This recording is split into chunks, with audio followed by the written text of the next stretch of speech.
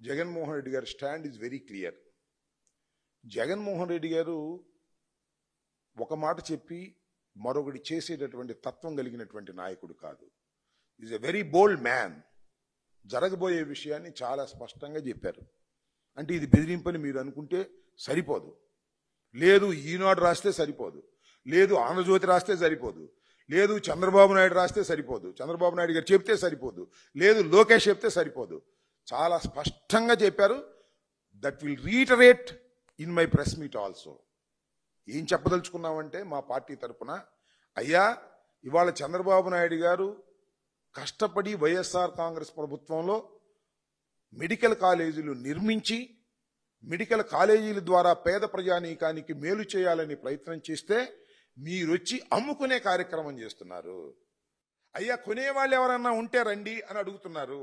ఆ కొనేవాళ్ళకి చెప్తున్నాం, మీరు తొందరపడి కొన్నారా, మేము అధికారంలోకి వచ్చిన తర్వాత ఈ కొన్నవి క్యాన్సిల్ చేస్తాం అని చెప్తున్నాం.